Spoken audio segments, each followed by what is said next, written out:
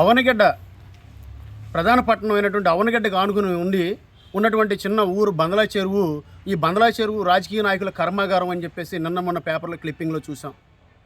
ఎందుకు అట్లా వచ్చిందంటే అవనిగడ్డ నుంచి సింహాద్రి రమేష్ బాబు గారు, సింహాద్రి చంద్రశేఖర్ గారు, అలాగే ఇప్పుడు ప్రస్తుతం సింహాద్రి తమన్నా, వీళ్ళు ముగ్గురు కూడా ప్రస్తుతంలో 2024లో వాళ్ళు పోటీకి సిద్ధంగా ఉన్నారు. అలాగే ఈ ఊరికి బంధువర్గం కలిగి ఉన్నటువంటి ఈ ఊరి యొక్క వారసులు అయినటువంటి అంబటి రాంబాబు గారు, వాళ్ళ బ్రదర్, వాళ్ళు కూడా ఈ 24లో పోటీ చేస్తున్నారు. ఈ ఐదుగురే కాక గతంలో సింహాద్రి సత్యనారాయణ గారు కూడా ఈ నియోజకవర్గం నుంచి పోటీ చేశారు. కాబట్టి ఈ నియోజకవర్గంలో రాజకీయ నాయకుల కర్మాగారం బందలా చెరువు గ్రామం అని చెప్పి ఒక క్లిప్పింగ్ ఇచ్చారు. ఓకే, రైట్, బ్రహ్మాండంగా ఉంది. ఎందుకంటే రాజకీయ నాయకులు గౌరవించుకోవడం నా యొక్క ఉద్దేశం ఉంది. ఎందుకంటే నాయకులు గౌరవించుకోవాలి కూడా. ఇక్కడ విషయం వచ్చేటప్పటికి ఏంటంటే ఈ అవనగడ్డకి బందలా చెరువుకి మధ్యలో కంపోస్ట్ ఎరువు ఏదైతే ఉందో కంపోస్ట్ యార్డ్ ఉంది. ఆ యార్డును తరలింపు కోసం సింహాద్రి రమేష్ గారు ఈ యొక్క సీఎం గారు వచ్చినప్పుడు ఆ యార్డు తరలించాలన్నా 5 నుంచి 10 కోట్లు ఖర్చు అవుతుందని చెప్పేసి దానికి కూడా ఏదైనా చేయమని చెప్పేసి ఆయన అడగడం మేము ఆయన చాలా ఆనందంగా ఉంది. బట్ ఏంటంటే ఆ 5 నుంచి 10 కోట్ల రూపాయలు కూడా సీఎం గారు శాంక్షన్ చేశారంట. ఒక్కసారి మీరు అది వినండి. ఆవనగడ్డలో ఉన్న కంపోస్ట్ యార్డును తరలించడం కొరకు మరో 5 నుంచి 10 కోట్ల రూపాయలు ఖర్చు అవుతుందని అడిగాడు. ఆవనగడ్డ సమీపంలో ఉన్న ఈ కంపోస్ట్ యార్డును కూడా ప్రజలకు ఆ వాసన నుంచి విముక్తి కలిగిస్తేందుకు అది కూడా శాంక్షన్ చేస్తా ఉన్నాను. ఆవనగడ్డి విన్నారు కదా, 5 నుంచి 10 కోట్లు శాంక్షన్ చేస్తున్నారంట. అంటే ఒక సీఎం, బాధ్యతాయుతమైనటువంటి పదవిలో ఉన్నటువంటి సీఎం గారు 5 కోట్లు శాంక్షన్ చేశారా, 10 కోట్లు శాంక్షన్ చేశారా, ఈ మధ్యలో 7-8 కోట్లు ఏమో శాంక్షన్ చేశారా? ఇది స్పష్టంగా వివరణ ఇవ్వలేకపోయినటువంటి మన సీఎం గారి గురించి ఒక మాట. మీరు ఈ విషయం ప్రజలను మోసం చేయడం కాదా?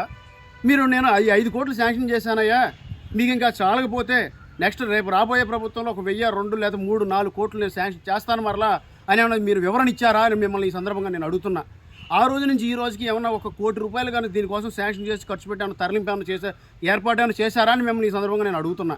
ఇటువంటి మోసపూరితమైన విషయాలను ప్రజల ముందర పెట్టి ప్రజలను మోసం చేద్దామని, అవనగడ్డ నియోజకవర్గం ప్రజలను మోసం చేద్దామని చెప్పేసి మీరు ఏదైతే ఆలోచనారో మీ ఆలోచన తప్పు. సీఎం గారు, మీరు అవనగడ్డ నియోజకవర్గ ప్రజల్ని మోసం చేయాలన్న ఆలోచనను మీరు మానుకోవాలి.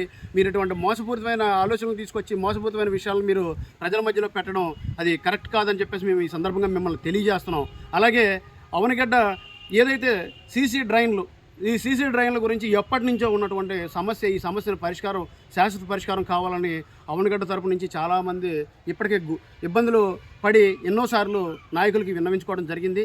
అదే విషయం సింహాద్రి రమేష్ బాబు గారు ఈ యొక్క ముఖ్యమంత్రి గారు 2022లో ఎప్పుడైతే వచ్చారో ఆ రోజున అక్టోబర్ 20వ తారీఖున ప్రస్తావన చేసినప్పుడు ఆ రోజున సీఎం గారు 10 నుంచి 15 కోట్లు ఈ సీసీ డ్రైన్ల నిర్మాణం కోసం మేము శాంక్షన్ చేస్తామని చెప్పేసి ఆయన సభాముఖంగా వివరించడం జరిగింది.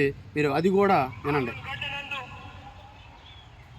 సీసీ డ్రైన్ల ఏర్పాటు కొరకు మరో 10-15 కోట్ల రూపాయలు ఖర్చు అవుతుందని అడిగాడు. దాన్ని కూడా శాంక్షన్ చేస్తా ఉన్నాను. విన్నారు కదా, 10-15 కోట్లు అంటే మీరు సుమారు ఎస్టిమేషన్ చెప్తున్నారా? మీరు శాంక్షన్ చేసిన డబ్బులు చెప్తున్నారా? నేను 10 కోట్లు ప్రస్తుతం శాంక్షన్ చేశాను, ఇంకా అవసరమైతే ఒక 5 కోట్లు శాంక్షన్ చేస్తామని చెప్పారా?